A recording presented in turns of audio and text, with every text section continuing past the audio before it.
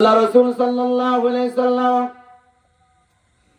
দুহাত উত্তোলন করে আল্লাহর কাছে দোয়া করলেন। কিন্তু যেই কবরটা টার্গেট করে তিনি দোয়া করছেন, দেখা যায় সেই কবরে দাও দাও করে আগুন জ্বলতেছে। নবীজি দোয়া করলেন, আল্লাহ ও মাবুদ, এই কবরবাসীর উপর কেন এরকম আযাব দেওয়া হয়েছে? আল্লাহ রাসূল দোয়া করলেন, আল্লাহ তারে কি ক্ষমা করা যায় না? তারে কি মাফ করে দেওয়া যায় না? আল্লাহর পক্ষ থেকে ঘোষণা আসলো, ও আমার বন্ধু, আমি তারে ততক্ষণ পর্যন্ত মাফ করব না যতক্ষণ পর্যন্ত সে যার সাথে অন্যায় করেছে সে তাকে ক্ষমা না করবে। এবার আল্লাহ রাসূল সাহাবী আবু যর গিফারী রাদিয়াল্লাহু তাআলা কে ডাক দিয়ে বলে, ও আবু যর গিফারী, জলদি করে যাও, এই কবরস্থানের আশেপাশে যত গ্রাম আছে এদের আত্মীয় স্বজন যাদেরকে এখানে কবরস্থ করা হয়েছে, তুমি গিয়ে এলান দাও, তারা সবাই যেন যার যার আত্মীয় স্বজনের কবরের পাশে এসে দাঁড়াইয়া যায়। নবীজির উদ্দেশ্য হলো, যেই কবরটা এভাবে যেই কবরবাসীকে শাস্তি দেওয়া হচ্ছে সেটা কার কবর দেখব। এবার আবু যর গিফারী রাদিয়াল্লাহু তাআলা দেখেন আল্লাহর নবী বিশ্ব নবী দুই হাত উত্তোলন করে ওই কবরবাসীর জন্য কাঁদতেছে। নবীজির কান্নার সাথে সাথে গোরস্থানে যত পাখিগুলা আছে তারা পর্যন্ত নবীর কান্নার সাথে সাথে কাঁদতেছে। বলেন সুবহানাল্লাহ। নবীজি আবু যর গিফারী রাদিয়াল্লাহু তাআলা কা পাঠাইয়া তিনি এরপরও দোয়া করতেছেন। হঠাৎ করে দেখা যায় গ্রামের মানুষ যখন ঘোষণা পাইল যে বিশ্বনবী মদিনার গলিতে ওই কবরস্থানে যাওয়ার জন্য বলেছেন, প্রত্যেকে যার যার বাড়ি থেকে রওনা হলো। কেউ এসে তার বাবার কবরের পাশে দাঁড়াইলো, কেউ এসে তার মার কবরের পাশে দাঁড়াইলো, কেউ এসে তার ভাইয়ের কবরের পাশে দাঁড়াইলো। কিন্তু নবীজি যেই কবরটাকে সামনে টার্গেট করে নিয়ে বসা, ওই কবরে কোনো মানুষ এখনো আসতেছে না। আল্লাহ নবী দীর্ঘক্ষণ পর্যন্ত সবাই মিলে অপেক্ষা করতেছেন এই কবরটা কার দেখব। হঠাৎ করে দেখে গ্রামের এক পাশ থেকে একটা বৃদ্ধ মহিলা লাঠির উপর বর দিয়া টুকটুক করে আস্তে আস্তে আসতেছে। সবাই টার্গেট, যেহেতু কবর একটা, আর কোনো কবরের পাশে খালি নাই, এই কবরটা অবশ্যই অবশ্যই ওই মহিলার। সুতরাং নবীজি যেহেতু কোনো কথা বলতেছে না, এখানে কোনো রহস্য অবশ্যই আছে। মহিলা ধীরে ধীরে কবরের পাশে এসে দাঁড়াইল। আল্লাহ নবী ডাক দিয়া বলে, মাগো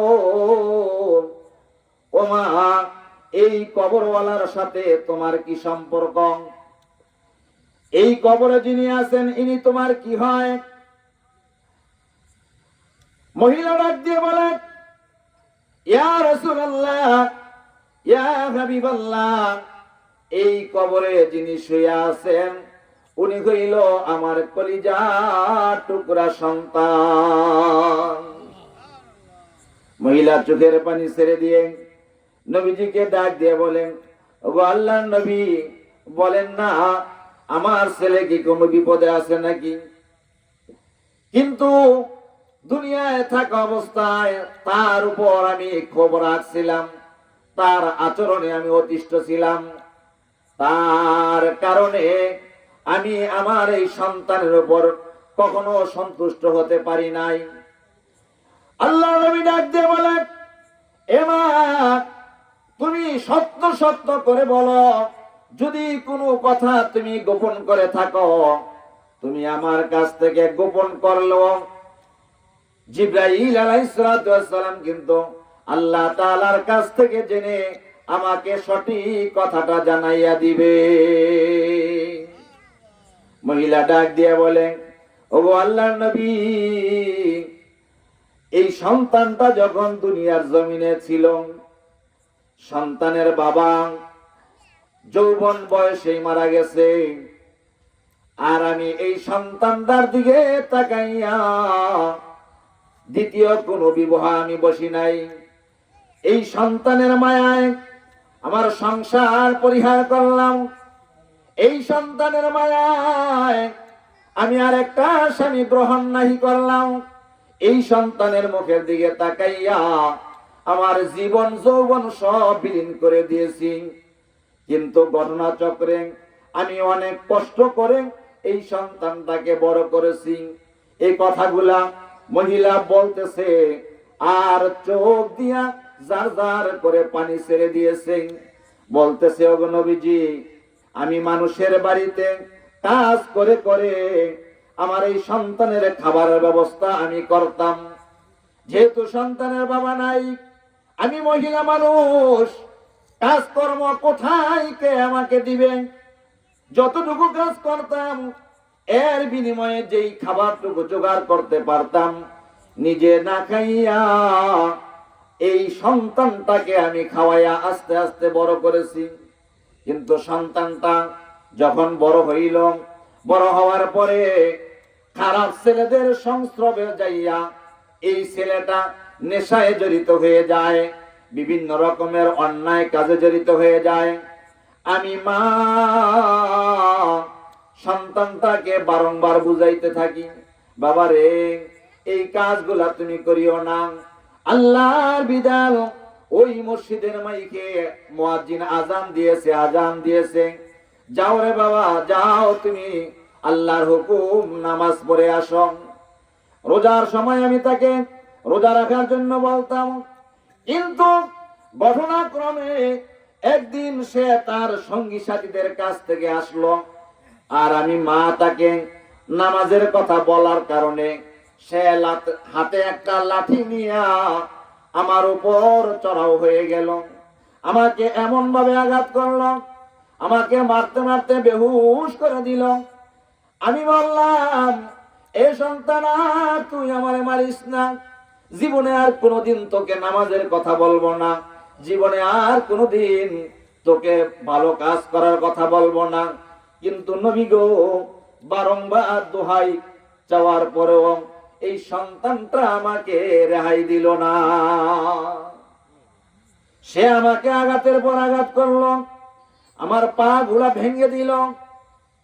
আমি মা হইয়া এই সন্তানের পা পর্যন্ত ধরেছি, আর মারিস না, এমন ভাবে আমাকে মেরেছে, আমার পা গুলা ভেঙে দিয়েছে, হাতের আঙ্গুল গুলা মারতে মারতে ভেঙে দিয়েছে।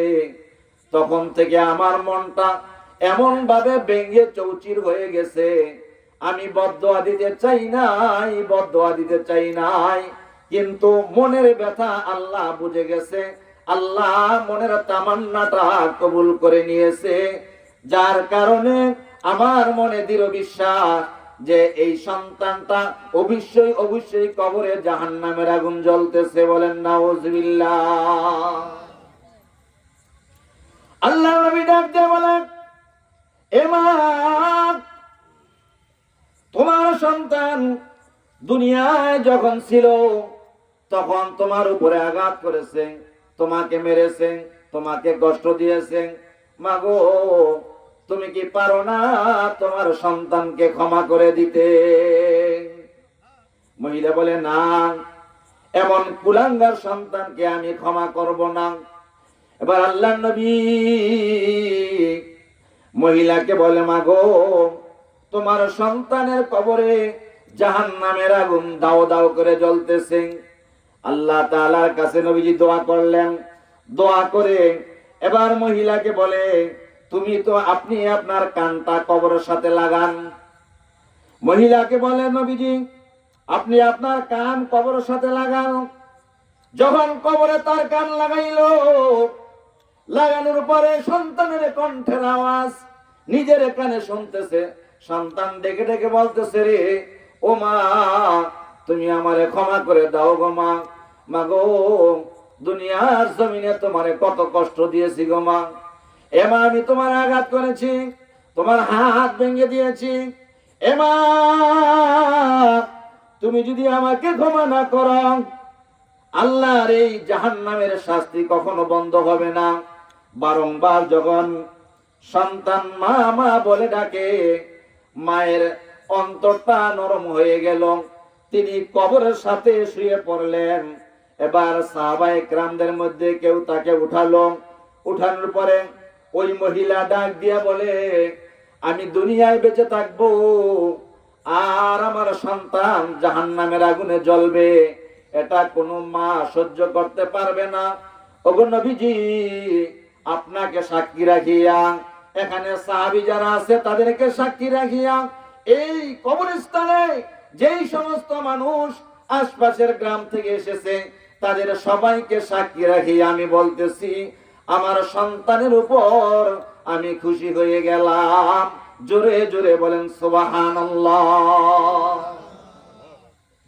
এবার আল্লাহ রাসূল সাল্লাল্লাহু আলাইহি সাল্লাম মহিলাকে ডাক দিয়ে বলে, ও মা, তুমি কি আমার কথায় আমাকে খুশি করার জন্য বলতেছো, না প্রকৃতপক্ষেই তুমি তোমার সন্তানকে ক্ষমা করে দিয়েছ?